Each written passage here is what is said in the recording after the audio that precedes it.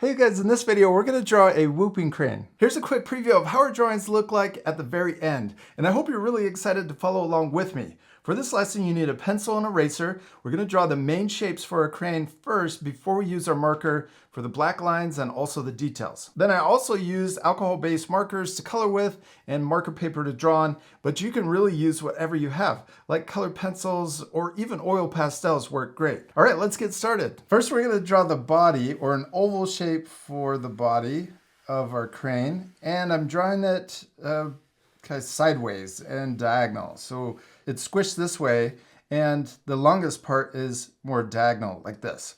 And I'm going to erase this extra line. You can also pause the video, take extra time for any of these shapes to get them just the way you want them before you go on to the next step. Let's draw the head. We're going to draw a circle, and we're going to line it up with the side of the body. So if you want, you could put a guideline right here.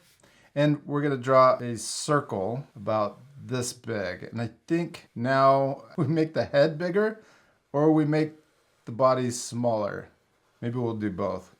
So here's the head, and I'll erase the extra lines. I think the body's okay. Maybe I'm going to make it so it's not as square, or it looks more oval shape. Just like me, you can really spend extra time and work on these lines. Don't worry about making them perfect either. They're just guidelines and meant to get the main shape and also the size, just the way we want it. Now let's connect the head down to the body. We're going to draw the neck. So we'll start here on the left side. We're going to curve in, and then we're going to curve out and connect to the body. And then the same thing with the head. We're going to draw underneath the circle, and then about here we can draw a curve that comes out and then down. I'm going to make it a little wider towards the bottom. There we go. Then we can erase that extra line and also the body line that's going through the neck. Now let's also draw the beak. I'm going to draw it coming out and in. So we got this sideways letter V, and then we can just draw a simple curve to connect the top down to the bottom. And then we can erase the circle or the headline that's going through the beak. Let's also erase the bottom of the head that's going through the neck. Nice. Now let's come back down here. We can draw two circles right next to each other for the start of the legs coming out of the body. And then we'll switch back to our eraser. We're going to erase the top of this circle and then the body line that's going through it. And then over here we'll erase the top of the circle all the way down to the body line. Yeah, so this leg is in front of the belly, and then this one is behind it. Okay, now for the legs, let's just draw the center line. We'll draw it coming down and then bending forward. We got these really long legs, and then we got the toes at the bottom. Not exactly sure how many toes, but we'll do two in front and one in the back. And then let's repeat that same leg line. So it bends back and then bends forward. And then we'll add the two toe lines. And there we go. There's our main shapes and guidelines for our crane. Now we can switch to our marker. We're done with the pencil. And let's start by adding an eye. We'll draw it right next to the beak. I'm going to draw an oval shape and color it in. Then we can draw the beak. I'm going to draw it curve like this, and then I'll turn my paper sideways so it's a little easier to draw these straight lines. Draw the top and the bottom and just trace over the pencil that we already drew. And then let's draw the mouth. There we go. Now let's draw the top of the head. I'm going to turn it sideways again so I can see where I'm going. And maybe not as tall as I drew the circle, so it's a little flatter on top. And then we'll trace around the pencil and then end down here at the leg.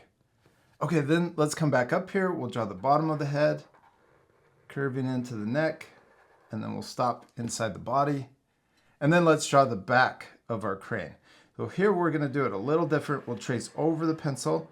But down here, we're gonna come out further for the tail.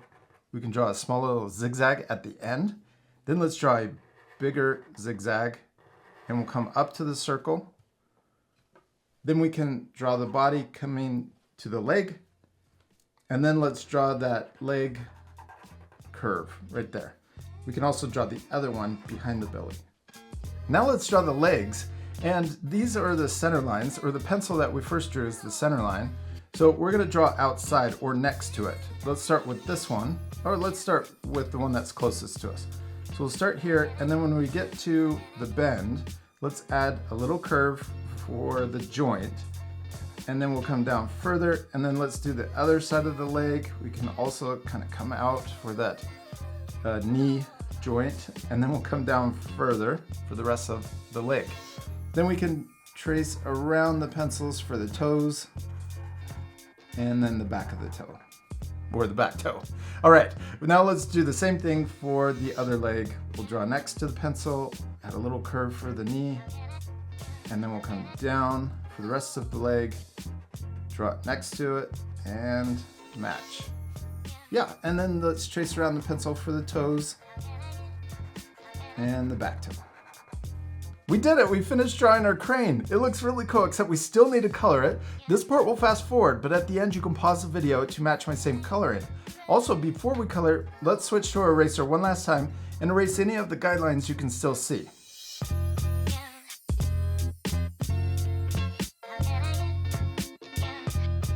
All right, we did it. We finished coloring our drawings. They look so much better. I hope you'll take time to color yours also. You can color yours differently too, but if you want to match the same, I just use red up here on top, then a dark gray over the eyes, a warm gray for the beak, and then I used a lighter warm gray to add the feather texture for the wings and also a little shading down here. And I also added a little extra V right here for the wing on the other side of our crane to make it look more 3D.